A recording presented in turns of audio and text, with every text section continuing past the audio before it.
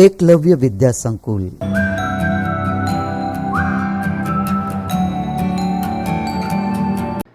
આજે ધોરણ 8માના સામાજિક વિજ્ઞાનનું સેમેસ્ટર પહેલાનો ત્રીજો પાઠ ભારતનું બંધારણ. આ પાઠના શીર્ષક ઉપરથી ખ્યાલ પડી જાય કે ભારતના બંધારણ વિશે આ પાઠમાં આપણે શીખવાનું છે. તો સૌપ્રથમ પહેલો પ્રશ્ન છે, નીચેના દરેક પ્રશ્નો છે એમાંથી આપેલા જે વિકલ્પ છે એમાંથી સાચો વિકલ્પ શોધી ક્રમઅક્ષર જે છે ABCDમાંથી એ સામેના બોક્સમાં લખવાનું છે. પહેલો પ્રશ્ન, ભારતના બંધારણની શરૂઆત ક્યાંથી થાય છે? તો થાય છે આમુખથી. બીજો પ્રશ્ન, બંધારણ સભાએ તેની કામગીરી ક્યારે શરૂ કરી? તે શરૂ કરી 9 ડિસેમ્બર 1946ના દિવસથી. પ્રશ્ન ત્રીજો, બંધારણ સભાના અધ્યક્ષ પદે કોને ચૂંટવામાં આવે છે? તે ચૂંટવામાં આવે છે ડોક્ટર રાજેન્દ્ર પ્રસાદને. ચોથું, બંધારણની ખરડા સમિતિ કોને અધ્યક્ષ પદે રચવામાં આવી હતી? તે રચવામાં હતી ડોક્ટર BR આંબેડકરના અધ્યક્ષ પદેથી. પ્રશ્ન પાંચમો, નીચેનામાંથી કોણ બંધારણ સભાના સ્ત્રી સભ્ય હતા? તે હતા સરોજિની નાયડુ. છઠ્ઠો પ્રશ્ન, બંધારણ સભાએ ભારતનું બંધારણ ક્યારે પસાર કર્યું? પસાર કર્યું 26 નવેમ્બર 1949ના દિવસે. પ્રશ્ન 7, આપણા બંધારણનો અમલ ક્યારથી થયો? આપણા બંધારણનો અમલ 26 જાન્યુઆરી 1950ના દિવસથી. પ્રશ્ન 8, કયા દિવસને પ્રજાસત્તાક દિન તરીકે જાહેર કરવામાં આવ્યો? તે તો 26 જાન્યુઆરીના દિવસને. પ્રશ્ન 9મો, આપણા દેશમાં કેટલા વર્ષે સામાન્ય ચૂંટણીઓ થાય છે? તે થાય છે દર 5 વર્ષે. પ્રશ્ન 10, ભારતમાં નાગરિકના મતાધિકાર માટે કેટલા વર્ષની ઉંમર નક્કી કરવામાં આવી છે? એ કરવામાં આવી છે 18 વર્ષની. પ્રશ્ન 11, સંસદનું ઉપલું ગૃહ કયા નામે ઓળખાય છે? તે ઓળખાય છે રાજ્યસભા નામે. પ્રશ્ન 12, સંસદનું નીચલું ગૃહ કયા નામે ઓળખાય છે? તે ઓળખાય છે લોકસભાના નામથી. પ્રશ્ન બીજો, યોગ્ય શબ્દો કે અંકો વડે નીચેના વિધાનોની ખાલી જગ્યા પૂરો. પેલું, આપણા બંધારણની શરૂઆત ખાલી જગ્યાથી થાય છે, તો થાય છે આમુખથી. બીજી ખાલી જગ્યા, બંધારણ સભાએ બંધારણ ઘડવાનું કામ 9 ડિસેમ્બર 1946થી શરૂ કર્યું હતું. ત્રીજી ખાલી જગ્યા, બંધારણની ખરડા સમિતિના અધ્યક્ષ ખાલી જગ્યા હતા, તે હતા ડોક્ટર BR આંબેડકર. ચોથું, બંધારણ સભાના અધ્યક્ષ ખાલી જગ્યા હતા, તે હતા ડોક્ટર રાજેન્દ્ર પ્રસાદ. પાંચમું, ભારતનું બંધારણ ખાલી જગ્યાના રોજ પસાર કરવામાં આવ્યું, તો 26 નવેમ્બર 1949ના રોજ પસાર કરવામાં આવ્યું. છઠ્ઠી ખાલી જગ્યા, ભારતનું બંધારણ 26 જાન્યુઆરી ખાલી જગ્યાના દિવસથી અમલમાં આવ્યું 1950. સાતમી ખાલી જગ્યા, બંધારણથી ઘણા ખાલી જગ્યા સિદ્ધ થાય છે, તો ઉદ્દેશો. આઠમી ખાલી જગ્યા, ભારતે ખાલી જગ્યા શાસન પદ્ધતિ અપનાવી છે, તે છે લોકશાહી પદ્ધતિ. નવમું, આપણા દેશમાં દર ખાલી જગ્યા વર્ષે સામાન્ય ચૂંટણી થાય છે, દર 5 વર્ષે. 10મી ખાલી જગ્યા, દેશની સામાન્ય ચૂંટણીઓમાં ખાલી જગ્યા વર્ષ કે તેથી વધુ ઉંમરની નાગરિકને મત આપી શકે, તો 18થી વધારે. 11મી ખાલી જગ્યા, ભારત એક ખાલી જગ્યા અને પ્રજાસત્તાક દેશ છે, તો બિન સાંપ્રદાયિક અને પ્રજાસત્તાક દેશ છે. 12મી ખાલી જગ્યા, ડોક્ટર બાબા સાહેબ આંબેડકર બંધારણીય ઇલાજોના મૂળભૂત અધિકારને ભારતીય બંધારણનો ખાલી જગ્યા કહ્યું છે, તે કહ્યું છે આત્મા. પ્રશ્ન ત્રીજો, નીચેના વિધાનો સાચા છે એની સામે સાચાની અને ખોટા સામે ખોટાની નિશાની કરવાની છે. પેલું, આપણા દેશના બંધારણની શરૂઆત મૂળભૂત હકોથી શરૂ થાય છે, તો આ વિધાન ખોટું છે.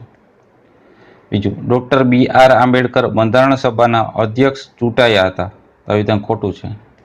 ત્રીજું, બંધારણ નિર્માણની કામગીરી 166 બેઠકોમાં પૂર્ણ થઈ, તો આ વિધાન સાચું છે. ચોથું, બંધારણ વિના દેશના શાસનની કલ્પના થઈ શકે નહીં, તો આ વિધાન પણ સાચું છે.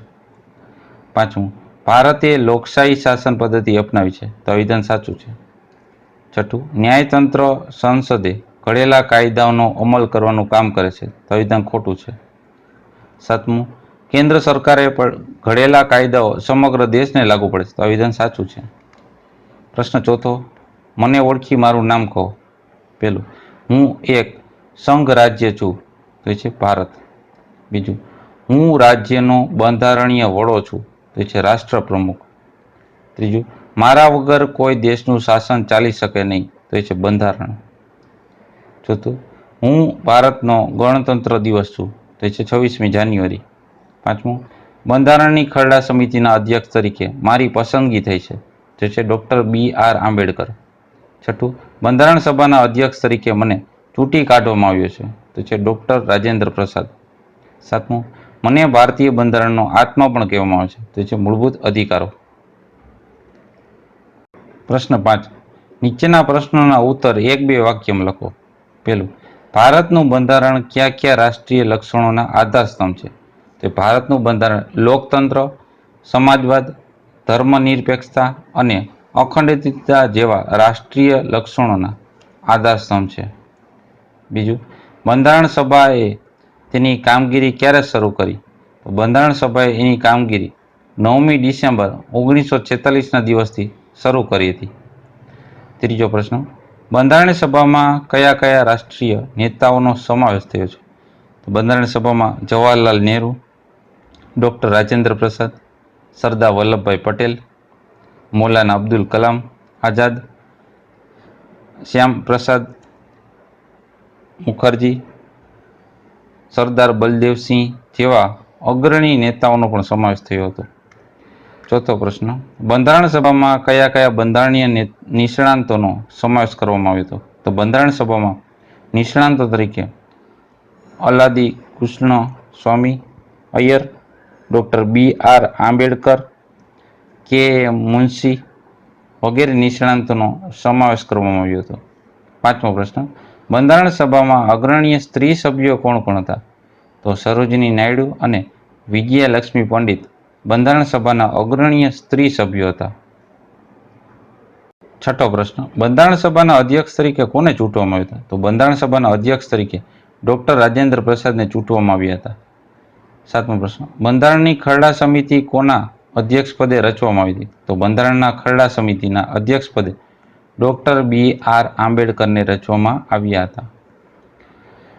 પ્રશ્ન 8મો, બંધારણ સભાએ બંધારણને ક્યારે પસાર કર્યું? તો 26 નવેમ્બર 1949ના દિવસે બંધારણ પસાર કર્યું. 9મો પ્રશ્ન, ભારત ધર્મની દ્રષ્ટિએ કેવી ભાવના ધરાવતું રાષ્ટ્ર છે? તો ભારત ધર્મની દ્રષ્ટિએ બિનસાંપ્રદાયિક ભાવના ધરાવતું રાષ્ટ્ર છે. પ્રશ્ન 10, ભારતના નાગરિકને કેટલી ઉંમરે મતાધિકાર મળે છે? તો ભારતના નાગરિકને 18 વર્ષની ઉંમરે મતાધિકાર મળે છે. 11 પ્રશ્ન, કેન્દ્ર સરકારના અંગો કયા કયા છે? તો કેન્દ્ર સરકારના 3 અંગો છે. પહેલું, સંસદ, કારોબારી અને ન્યાયતંત્ર આ સરકારના અંગો છે. પ્રશ્ન 12, કેન્દ્ર સરકારના અંગો શું કાર્ય કરે? પહેલું, સંસદ કાયદા ઘડવાનું, કારોબારી એ કાયદા અમલ કરવાનું અને ન્યાયતંત્ર ન્યાય આપવાનું કાર્ય કરે છે. આમ 3 કાર્ય થઈ ગયા. સંસદ કાયદા ઘડવાનું, કારોબારી કાયદા અમલ કરવાનો, ન્યાયતંત્ર ન્યાય આપવાનું કાર્ય કરે છે. 13મો પ્રશ્ન, મૂળભૂત અધિકારોને શું કહેવામાં આવે છે? તો મૂળભૂત અધિકારીને ભારતીય બંધારણનો અંતરાત્મા કહેવામાં આવે છે. 14મો પ્રશ્ન, બંધારણનો અમલ ક્યારથી કરવામાં આવ્યો? તો 26મી જાન્યુઆરી 1950ના દિવસથી બંધારણનો અમલ કરવામાં આવ્યો.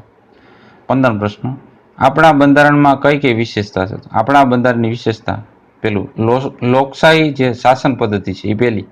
બીજું, ધર્મ નિરપેક્ષતા છે, ધર્મને કંઈ બધાય ધર્મ સમાન એમ. ત્રીજું, પ્રજાસત્તાક રાજ્ય છે. ચોથું, પ્રજાનું સાર્વભૌમત્વ છે.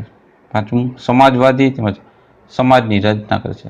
આ આપણા બંધારણની વિશેષતાઓ થઈ. પ્રશ્ન 6, નીચેના પ્રશ્નોના ઉત્તર લખો. પહેલું, બંધારણ એટલે શું સમજાવો?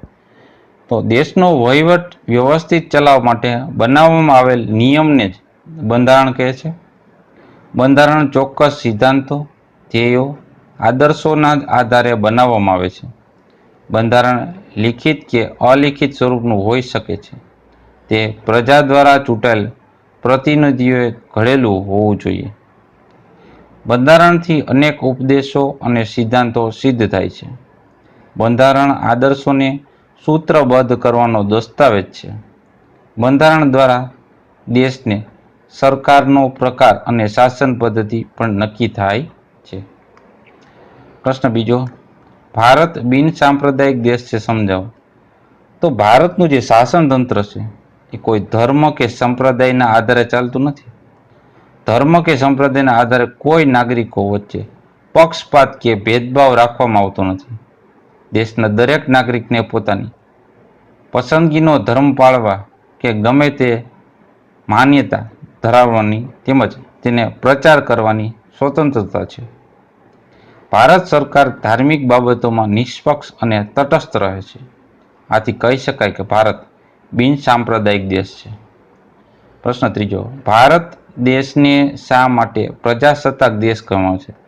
તો ભારત દેશને સરકારની લોકો પાસેથી પ્રત્યક્ષ કે પરોક્ષ રીતે સત્તા પ્રાપ્ત થાય છે.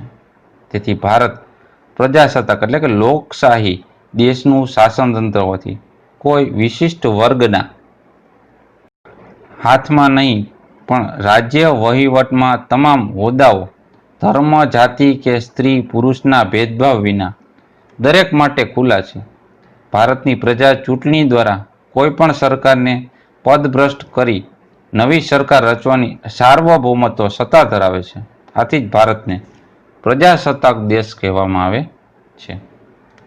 ચોથો પ્રશ્ન, ભારત એક સંઘ રાજ્ય છે એમ સાથી કહી શકાય?